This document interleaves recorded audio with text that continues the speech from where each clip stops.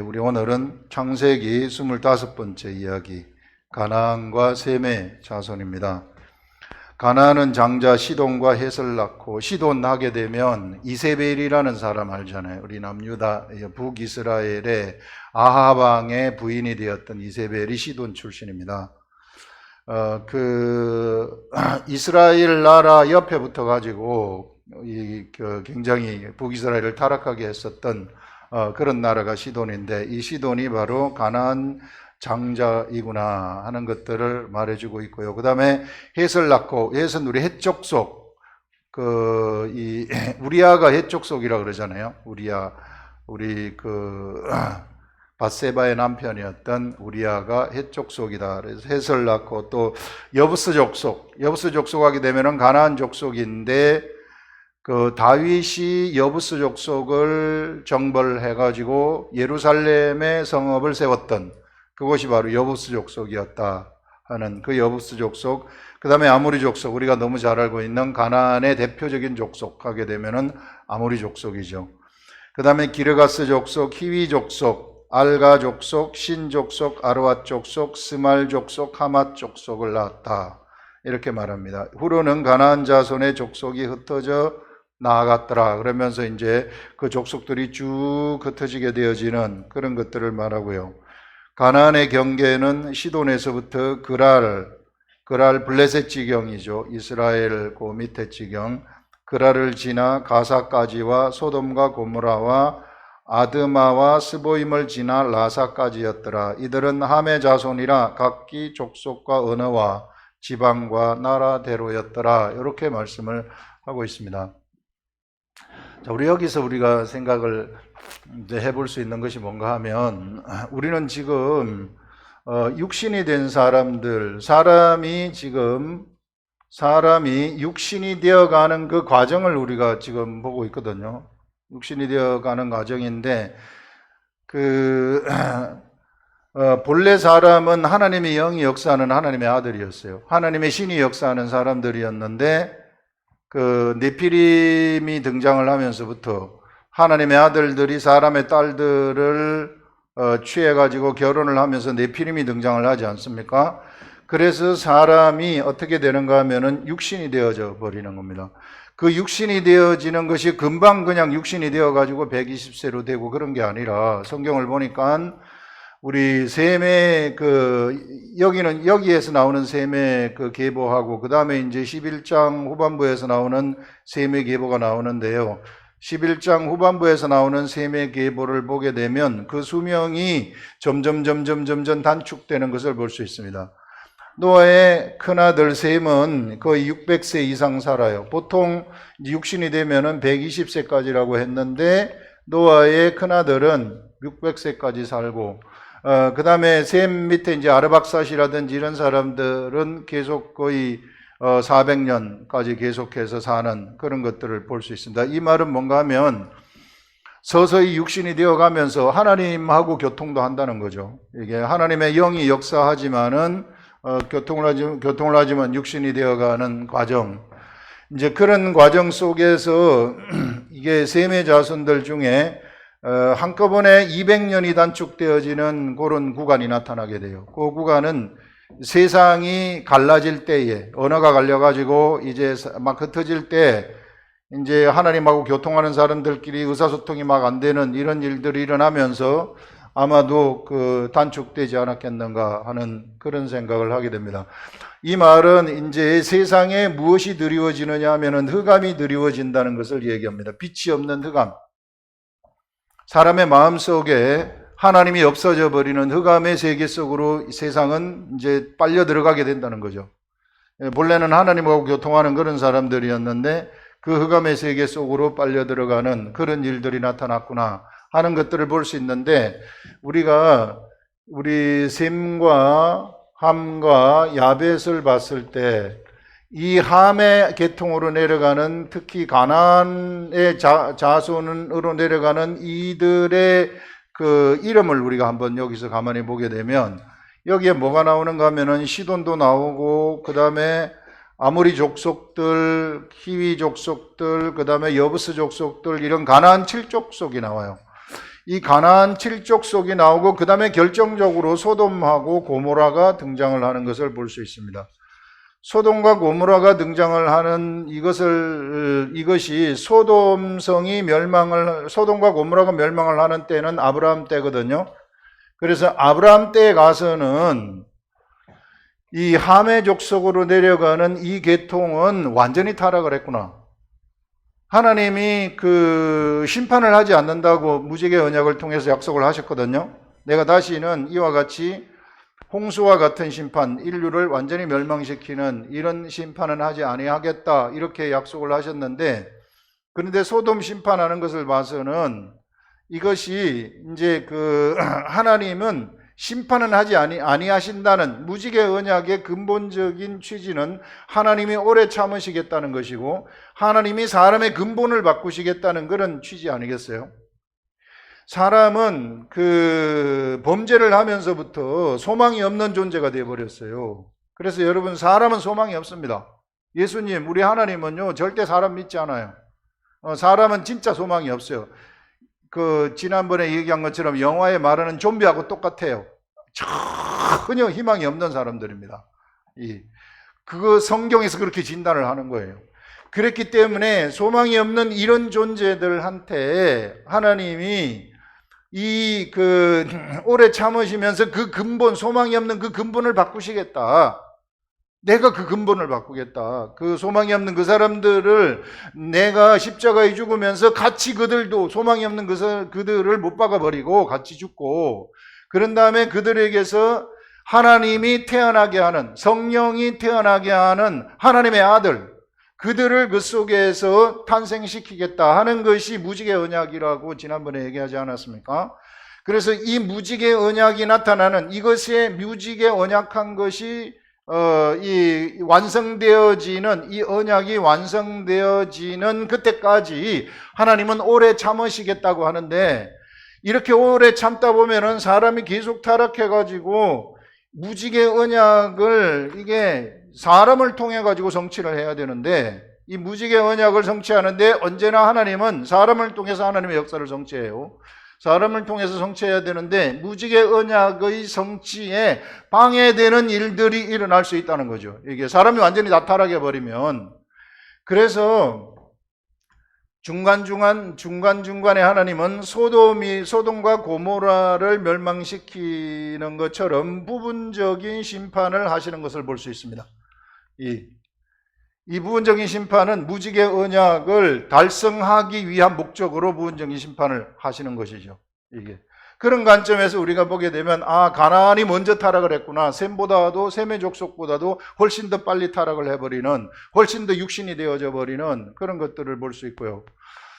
그 다음에 소돔과 고모라뿐만 아니라 나중에 그 이스라엘 백성들이 출애굽을 해가지고 이제 가나안 7족속들을 점령하지 않습니까?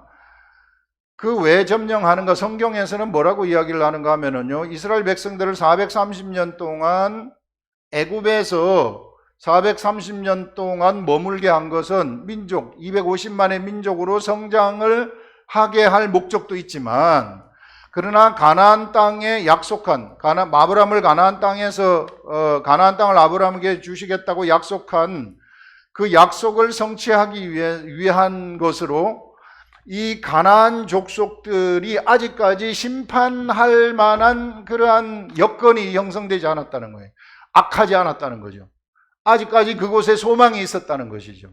그런데 430년이 지나면서 완전히 소망 없는 족속으로 가나안이 떨어지게 돼버리는 겁니다. 그래서 하나님은 가나안을 심판하는 것도 여기서 목적을 가지고 이스라엘 백성들을 가나안으로 쳐들어가서 가나안을 점령하게 하는 그런 것들을 볼 수 있습니다. 이것은 우리들한테 무엇을 알려주느냐 하면은, 하나님의 심판이, 이 부분적인 심판이라는 것이 한 나라, 이 족속들을, 이 한 족속들이 완전히 타락을 했을 때 다른 나라로 하여금 점령하게 하는 수도 있구나.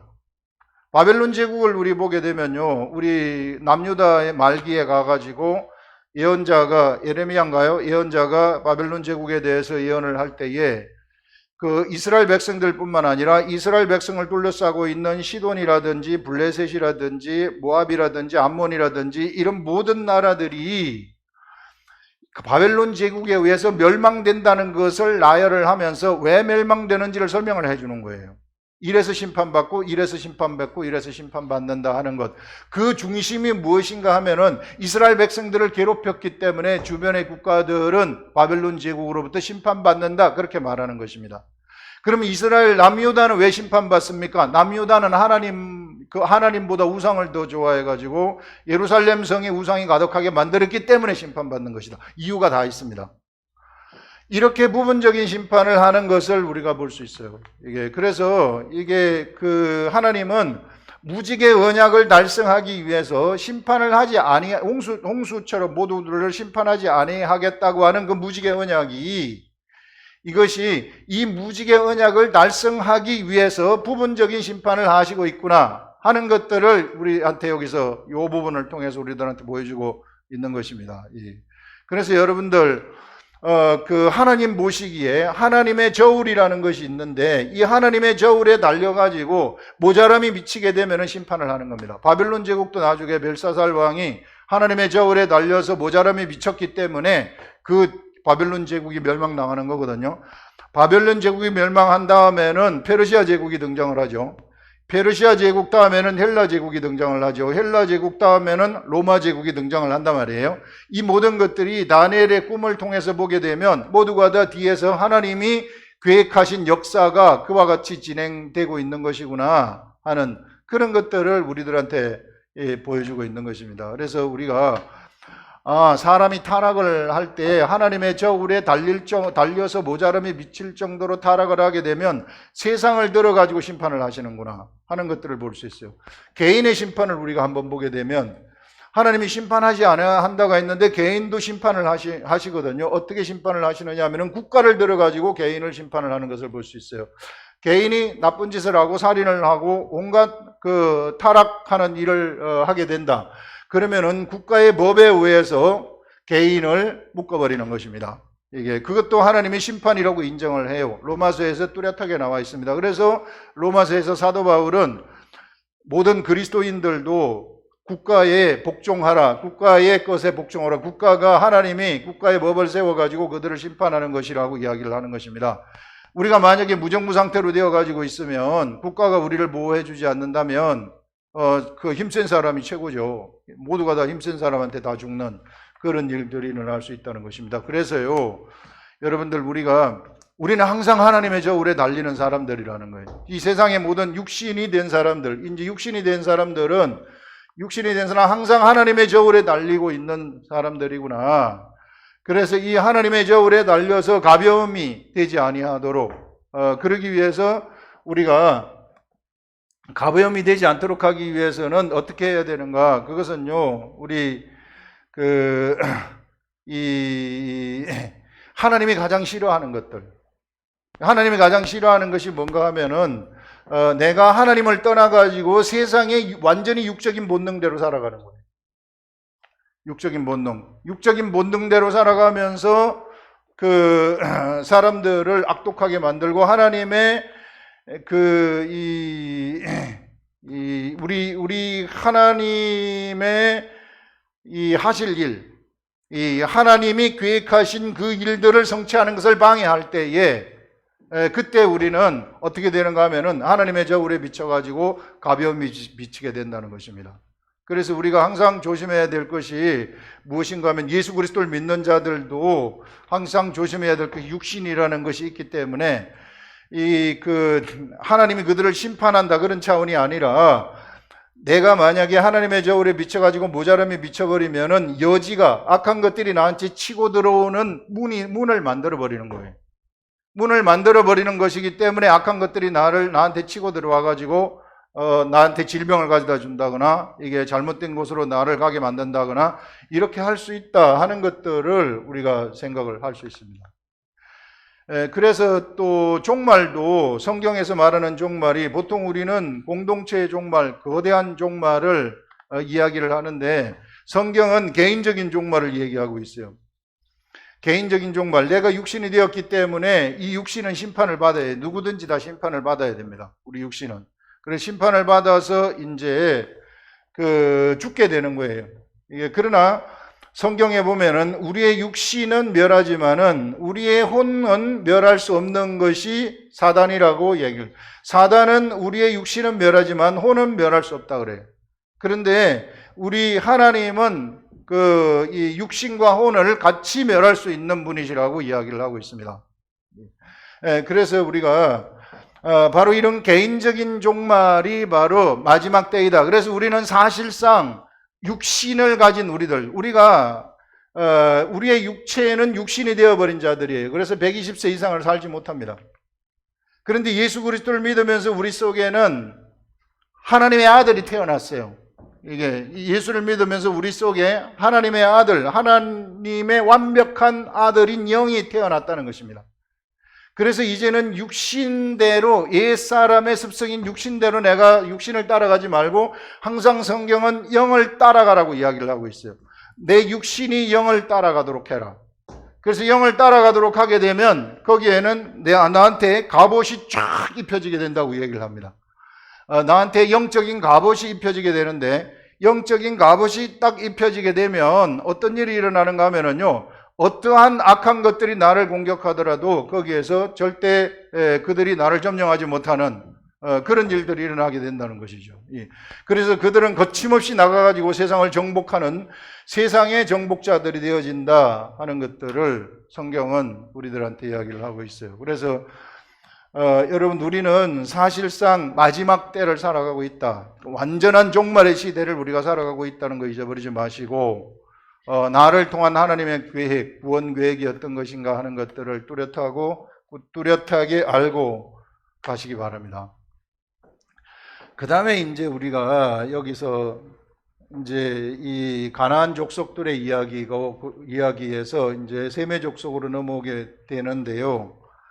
요 두 번째 문단을 보시면, 셈은 에벨 온 자손의 조상이요 야벳의 형이라. 그에게도 자녀가 출생하였으니 셈의 아들은 엘람과 아스로와 아르박사둘. 우리 여기서 보게 되면은 우리 눈에 익숙한 사람들이 막 나타나기 시작해요. 예수 그리스도의 계보로 쫙 올라가는 아브라함의 조상들이 막 나타나거든요. 이것을 우리가 볼 수 있는데, 여기서 아르박삿이라든지 그 다음에 보면은 에벨이라든지 셀라라든지 아르박삿, 셀라, 에벨, 벨렉, 이런 사람들은 전부 아브라함의 윗조상들로 우리 생각을 하면 됩니다. 이들인데, 여기서 희한한 것이 어떤 게 나타나는가 하면은 25절에 보면, 24절부터 보면 아르박삿은 셀라를 낳고 셀라는 에벨을 낳았으며 에벨은 두 아들을 낳고 하나의 이름은 벨렉이라 하였으니 그때의 세상이 나뉘었다. 이렇게 벨렉 시대에 가가지고 세상이 나뉘게 되는 것을 볼 수 있습니다. 세상이 나뉘게 된다. 세상이 나뉘게 된다는 것은 세상이 갈라지게 된다는 것이죠. 사람들이 전부 갈라져가지고 언어에 따라서 뭉쳐버리는, 언어에 따라서 서로 이제 의사소통이 안 되는 거예요. 의사소통이 안 되기 때문에 의사소통이 되는 사람들끼리 모여가지고 그들이 언어에 따른 민족이 형성되어지는 그런 것들을 볼 수 있습니다. 우리 나라는 계통이 이제 언어의 계통이 이제 우랄 알타이 해가지고 우랄 알타이족이다 이렇게 이야기를 하고 있습니다. 자, 이런 것들을 여기서 우리들한테 보여주고 있는데요. 여기서 세상이 나뉘게 되면서 사람한테 어떻게 되는가 하면은요, 흑암이 강하게 임하는 것을 볼 수 있어요. 여기서 보게 되면 우리 다음 장 11장 마지막 후반부에 보게 되면 세상이 나뉠 때의 수명이 거의 200년이 한꺼번에 200년이 단축이 되어버려요. 수명이 200년이 단축된다는 것은 급속하게 흑암의 세계가, 흑암이 사람들의 마음속에, 사람들의 영속에 치고 들어온다는 거거든요. 자, 이런 것들을 우리가 생각을 하면서 보시게 되면, 자, 세상이 나뉘면서 사람들은 급속하게 육신이 되어 간다 하는 것을 볼 수 있어요. 셈의 자손들 중에도 누가 나오느냐 하면은 이 욥이 나와요. 욥이 셈으로부터 나오거든요. 우스 땅에 살았던, 우스가 여기 등장을 하는 것을 볼 수 있는데, 여기 보시면 우스, 아람의 아들이 우스와 훌과 게델과 마스인데, 우스라는 이름을 따가지고 우스 땅이 형성이 되는데, 그 우스 땅에 살았던 사람이 욥이라는 사람이고, 그 욥을 보게 되면 하나님에 대한 믿음, 신앙이 대단한 것을 볼 수 있잖아요.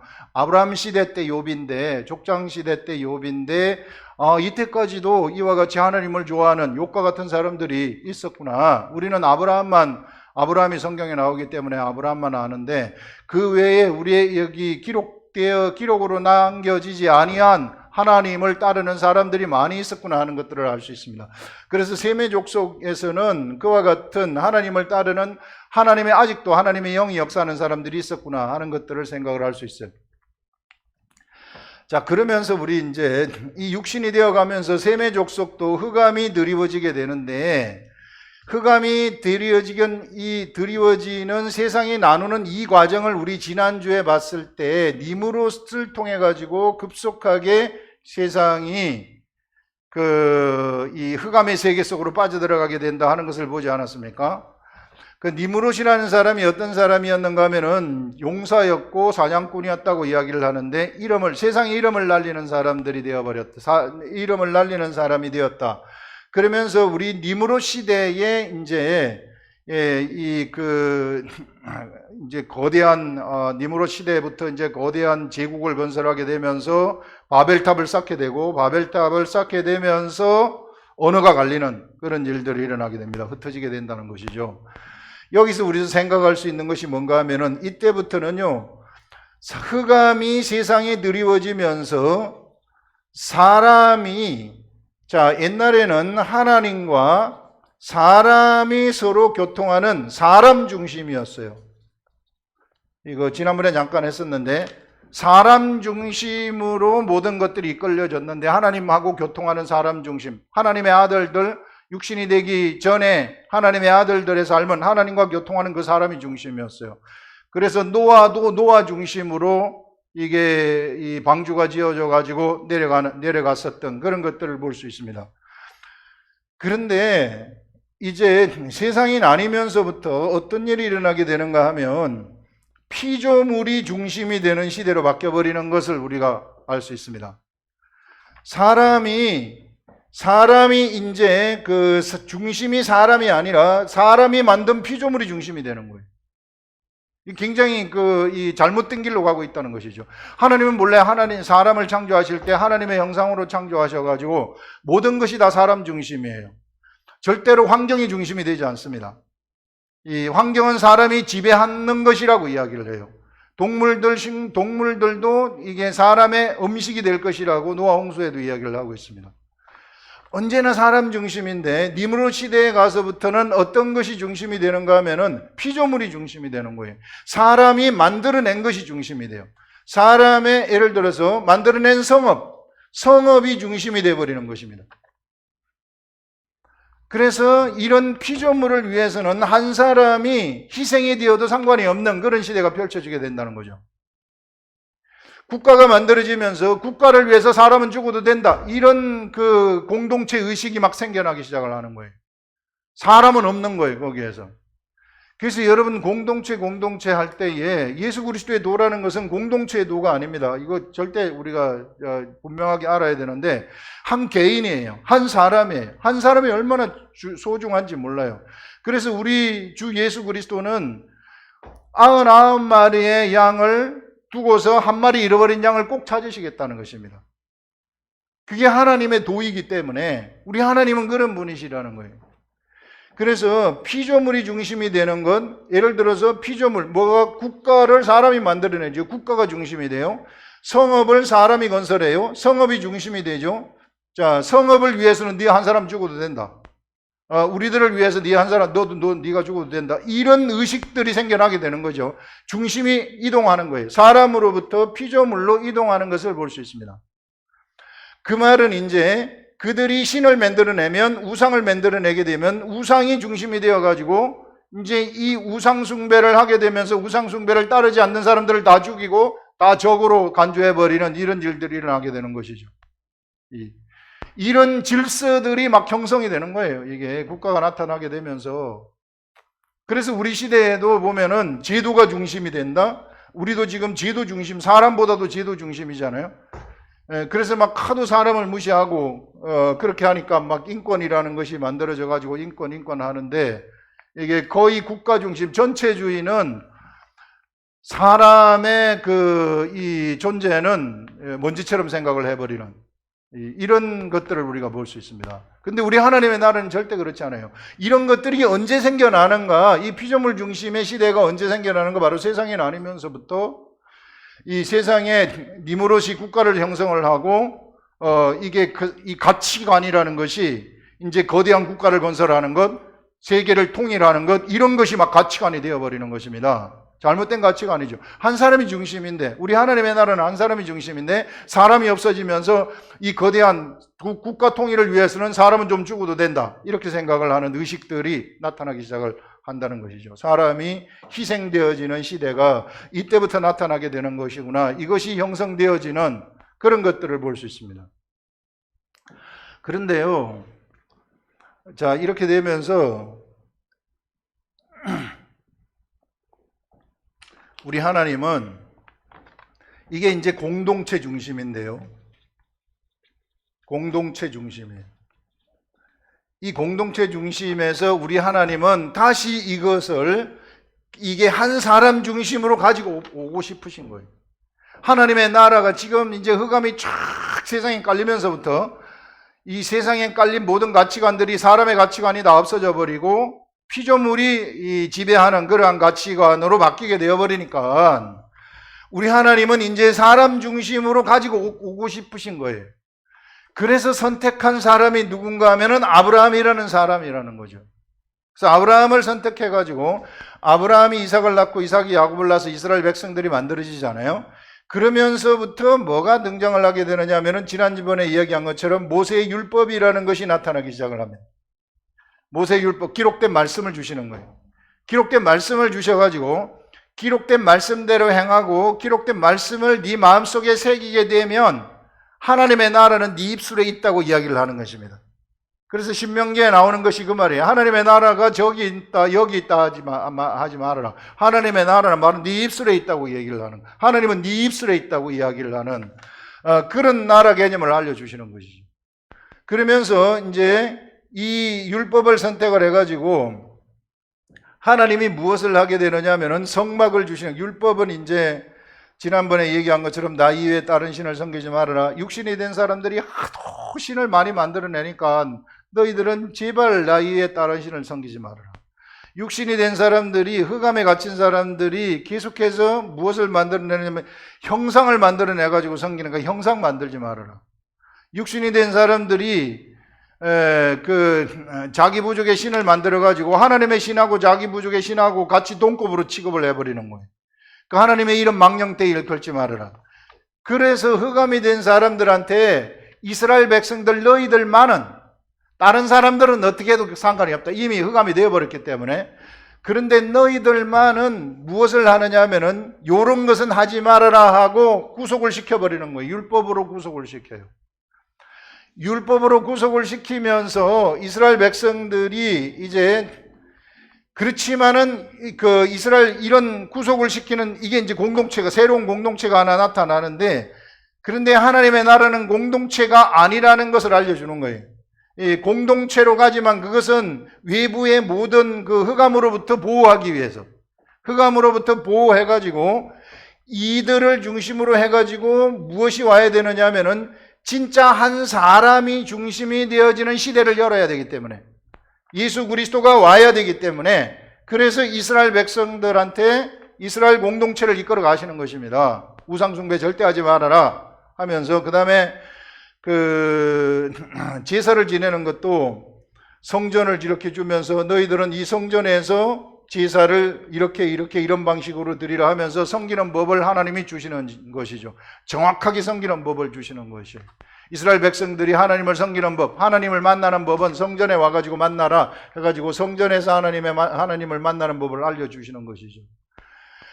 그렇게 한 다음에, 그래서 이렇게 하면서 이스라엘 백성들도 착각을 하는 것이, 그러면 우리가 여기 성전이 하나 있으니까 성전 중심으로 이스라엘 백성들이 다 모이니까 그게 공동체 아닌가, 이렇게 착각을 하는데, 이게 하나님이 이 공동체는 어떤 공동체인가 하면은요, 사실상 하나님 말씀을 주시면서 요 말씀은 사람들 속에다 들어가게 한 거예요. 말씀을 사람들 속에 들어가게 해가지고 사람들이 이 말씀을 듣고 행동을 하게 하도록 공동체로 모이지만은 그 공동체로 모인 것은 다른 흑암에 있는 백성들로부터 보호하기 위한 것이고, 이게 그 법을 주셨으니까, 그 공동체의 법을 주셨으니까, 그러나 하나님이 각자에게 말씀을 주셔가지고 각자 말씀을 따라가도록 하는 것입니다. 각자. 그래서 이스라엘 백성들도 사실상은 각자였어요. 각자 따라가도록. 그래서 하나님 말씀하고 같이 살아가는 사람들, 그 중에 다윗이라는 사람이 있는데 다윗과 같은 사람들을 하나님이 주시하는 것입니다. 그래서 다윗은 그 베들레헴의 무명의 그 2세의 아들이어서 그냥 양치기를 하면서 그냥 하나님 말씀을 묵상을 하고 돌아다녔어요. 기록된 말씀 가지고 다녔어요.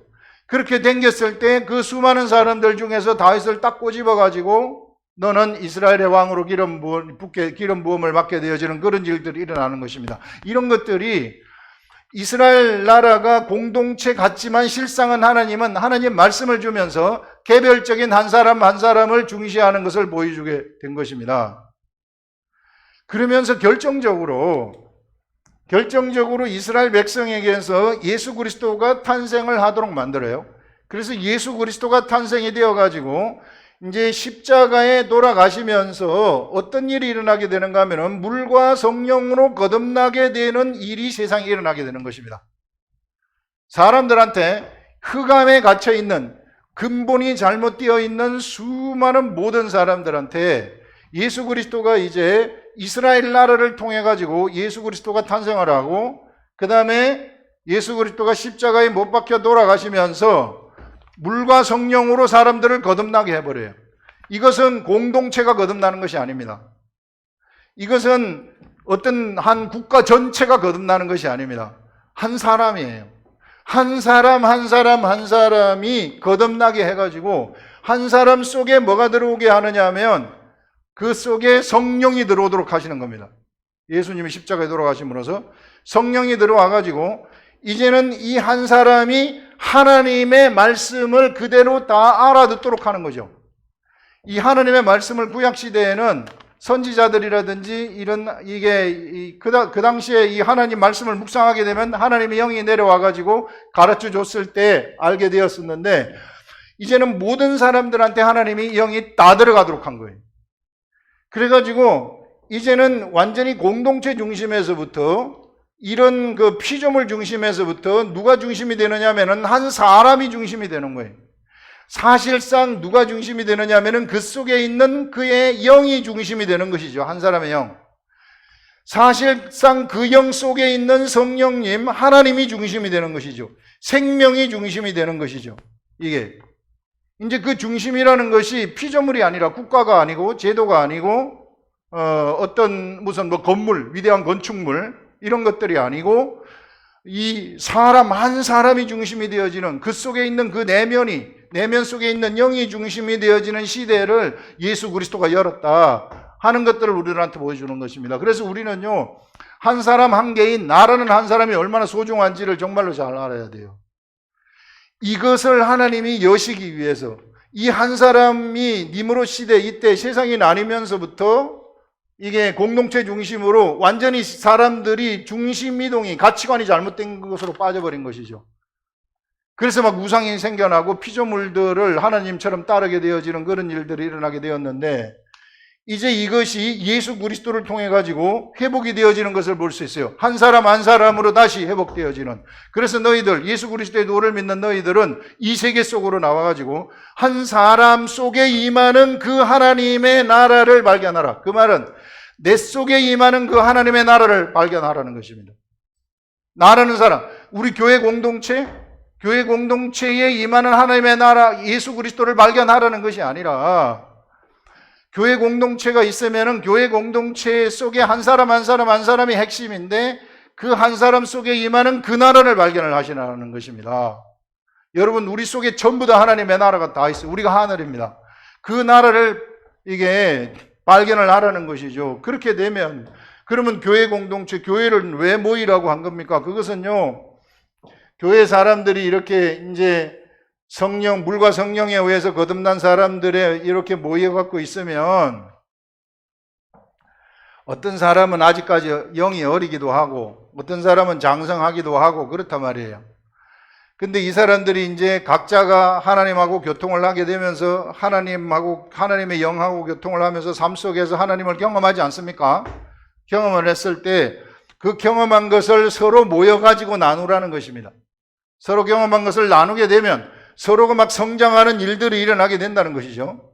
이렇게 성장을 해가지고 흑암에 갇혀있는 저 사람들을 갖다가 전부 다 구원하라는 거예요. 이게 그들이 흑암에 갇혀갖고 있으면 이런 세계를 모른단 말이에요. 전부 다 이게 피조물 중심으로 살아간단 말입니다.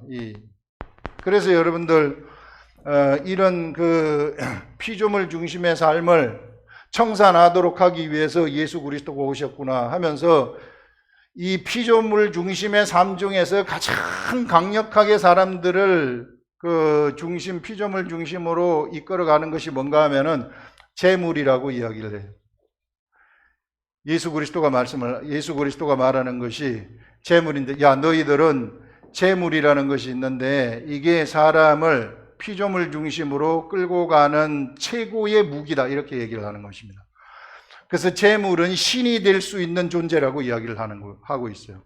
산상수훈에서 예수님이 너희가 하나님과 재물을 겸하여 섬길 수 없다고 한 것이 바로 그 말입니다. 그래서 하나님과 재물, 신이 될 수 있는 존재가 두 존재가 있는데 하나는 재물이고 하나는 신이라는 거예요. 그래서 이제 나를 따라온 너희들은 이 재물을 따라가지 말아라, 이렇게 말을 하면서 무엇을 말씀을 하시느냐면 거기서 엄청나게 위대한 도를 하나 가르쳐 주시는데, 그게 바로 눈은 몸의 등불이다 하는 도를 하나 딱 가르쳐 줘요. 눈은 몸의 등불이다. 그 눈이 어두우면 그에게 어두움이 얼마나 더 하겠느냐, 이런 이 최고의 가르침, 이거 제자들한테 알려주는 최고의 가르침을 거기서 주시게 되는데, 이건 뭔가 하면은요, 모든 세상 사람들이 흑암에 다 앉아가지고 있어요. 흑암에 앉아있는 백성이 큰 빛을 보았다고 하는 게 그런 말입니다. 이방의 갈릴리, 요단강 저편 해변길, 스불론 땅과 납달리 땅, 흑암에 앉은 백성들, 흑암에 앉은 백성들이 큰 빛을 보았고 하는 것은 흑암 속에 있는 사람들이 빛을 보았는데 그 빛이 바로 예수 그리스도입니다. 바로 눈은 몸의 등불이라는 것이 바로 그런 것인데, 흑암에 앉은 사람들에게 그들에게 눈이 열리게 되면은 그의 몸을 비추는 등불이 되어 버려가지고 그의 몸에서 흑암이 없어져 버린다는 것을 얘기하고 있어요. 흑암이 완전히 사라져 버린다.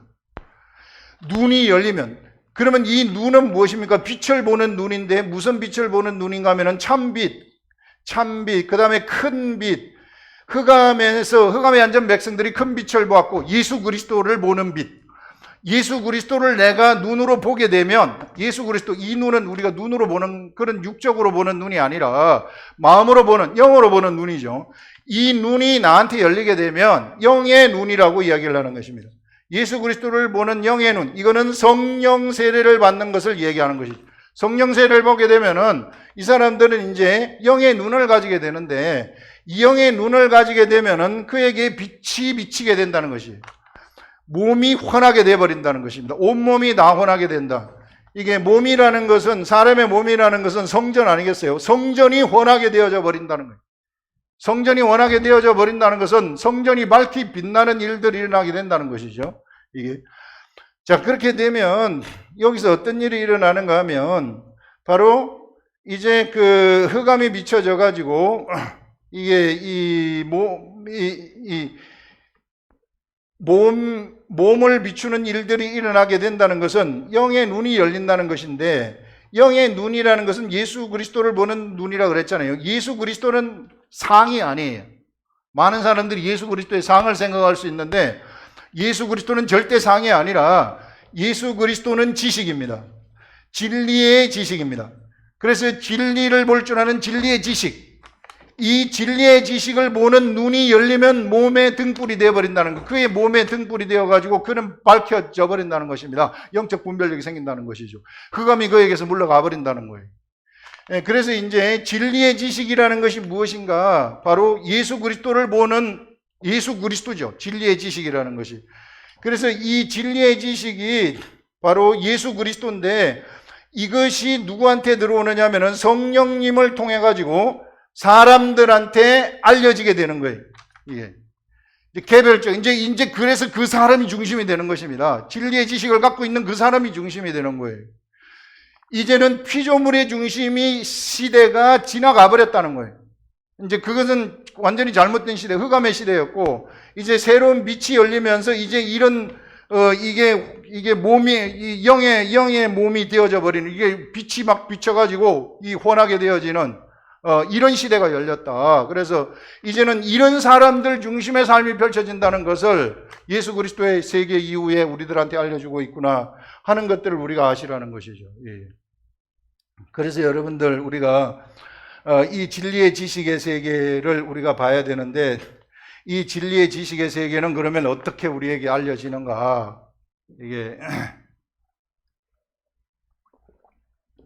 이게 우리가 분명하게 알아야 될 것이 뭔가 하면은, 성령님은 찾고 구하고 두드리는 자들한테 열린다고 이야기를 해요. 이 진리의 지식의 세계는 찾고 구하고 두드리라는 것입니다.